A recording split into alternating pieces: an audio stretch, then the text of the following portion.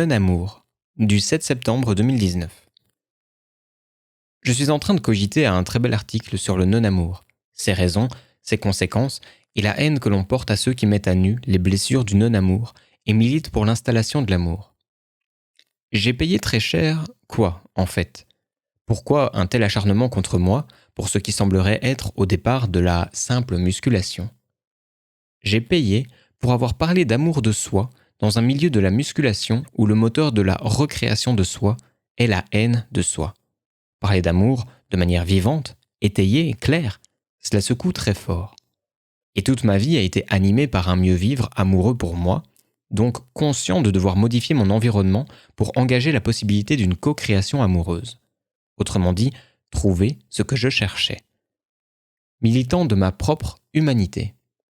Écrire pour soi en parlant à d'autres et recréer son environnement. Transformer au lieu de s'adapter. Contrairement à beaucoup, je n'ai jamais abdiqué. Et c'est ce qui fait que je suis là aujourd'hui avec Cybernetics, tous ces articles et mes interventions régulières. La haine fabuleuse que je suscite et qui ne diminue jamais, au contraire, c'est le fruit d'un affolement terrible de beaucoup de gens devant leur foi en l'impossibilité pour eux d'arriver jamais à pouvoir aimer et être aimé. Je milite pour ce qui devrait être tu et caché, car la parole solide renvoie chacun à ses plus grosses blessures. Ne pas se sentir lié, relié, dès la venue au monde, compris par des parents qu'on peut aimer et qui nous aiment. C'est triste et fascinant de voir que dans un tel monde de violence, l'amour puisse autant faire peur. Ma vie entière a été dominée par la réflexion qui devrait être suscitée chez tous par cette citation de Rousseau. J'ai ressenti la rage, la colère, mais jamais la haine. Car la haine, celle qui pousse à détruire son semblable, est éloignement de l'amour. Et chaque pas dans la haine, chaque pas acté, nous éloigne encore plus de l'amour. C'est incompatible. Il est criminel que la société, pour perdurer en l'état, pour respecter son homéostasie, ne puisse enseigner à chaque enfant le non-amour et ses effets. Il est criminel que l'on produise autant de gens perdus à jamais, terrifiés dès qu'ils sont mis face à ce qui a causé cette perte de foi profonde en l'amour, étant tout petit, le rejet parental. Il est criminel qu'aucun pouvoir ne se propose de rectifier les blessures de l'enfance et que ce qui est proposé est de consommer, compenser en se faisant mutuellement la guerre. Chaque solution est une anti-solution, qui nous éloigne toujours plus de cet amour manquant. Le fait est que, quand on est très loin de soi, on ne peut être touché par les propos d'Edgar Morin sur l'amour comme religion de l'hypercomplexité, et saisir que la haine est expression d'une rigidité simplificatrice. Les mots d'amour, et même les véritables actes d'amour, paraissent vides à tant de gens, trivialisés par la soumission à des valeurs de rejet et de haine.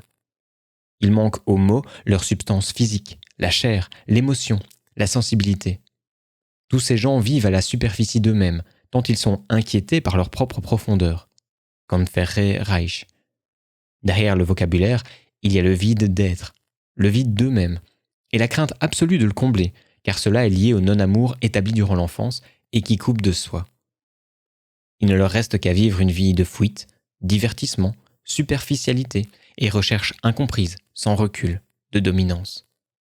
J'ai pu voir avec l'expérience LDMT à quel point des gens peuvent paraphraser mon travail sans jamais l'intégrer. Seule la profondeur peut modifier les actes.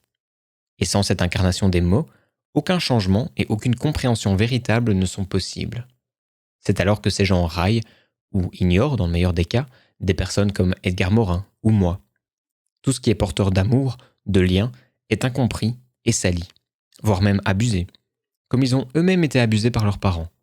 Ils ne font que ce qu'ils ont appris, et en m'accusant d'être eux-mêmes. Depuis le sport et la relation à soi dans la musculation jusqu'aux relations aux autres, c'est un parcours de vie qui provoque donc bien des remous. Et que je vais continuer à creuser, car c'est avant tout pour moi que je le fais. Ce n'est pas une posture.